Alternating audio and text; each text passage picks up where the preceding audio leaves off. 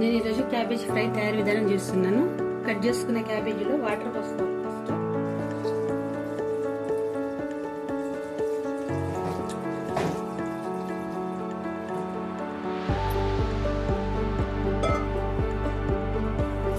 First stove on చేసుకోవాలి.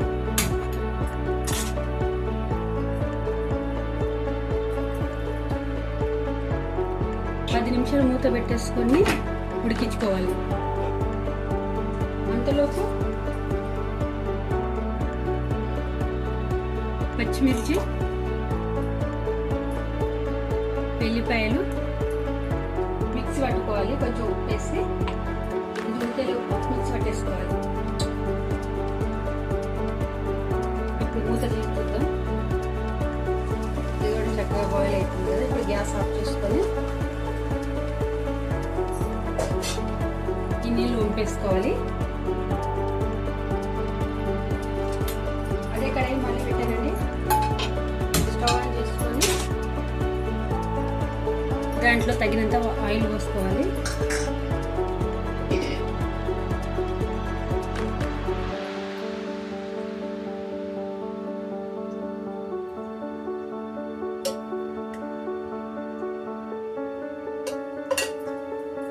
Oil వేడెక్కాక జీలకర్ర, ఆవాలు వేసుకోవాలి.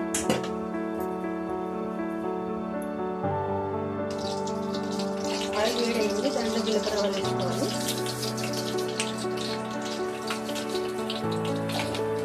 జీలకర్ర, ఆవాలు మిక్స్తున్నాయి.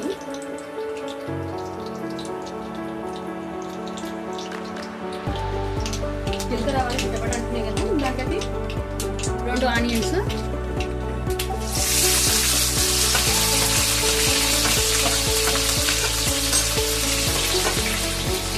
కొంచెం కరివేపాకు,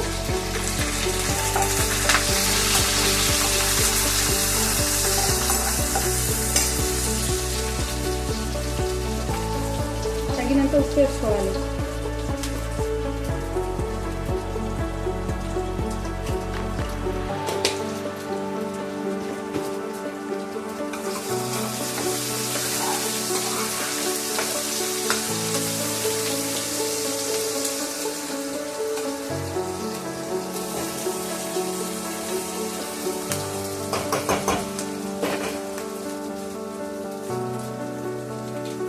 ఒక 5 నిమిషాలు మూత పెట్టాలి.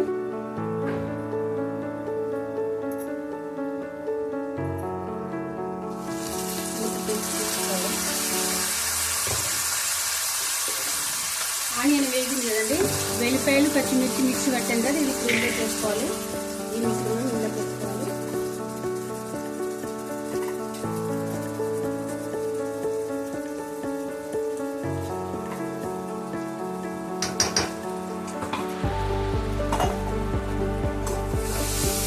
పచ్చివాసన పోయే వరకు కలుపుకోవాలి.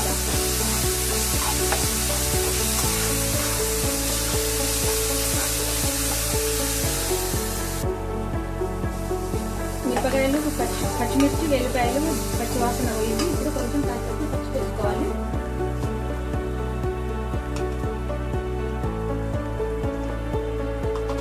కొంచెం పసుపు వేసాను.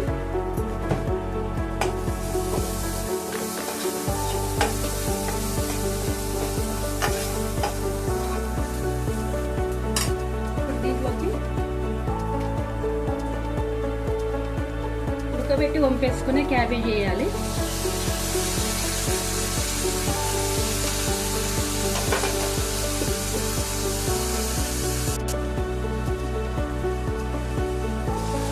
దీన్ని మొత్తాన్ని ఇలా మంచిగా కలుపుకోవాలి.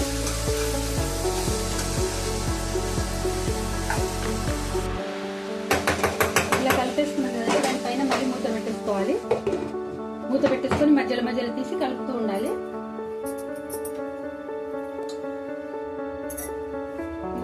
మధ్యలో మధ్యలో కలుపుకోవాలి.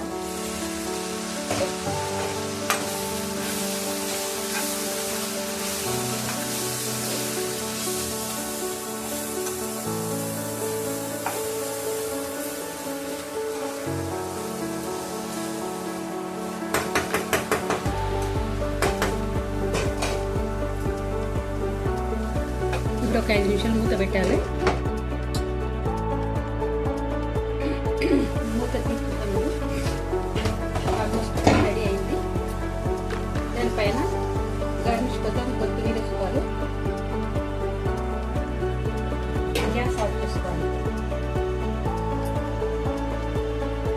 వేడి వేడి క్యాబేజీ ఫ్రై రెడీ అయిందండి. చపాతీలోకి అయితే చాలా బాగుంటుంది.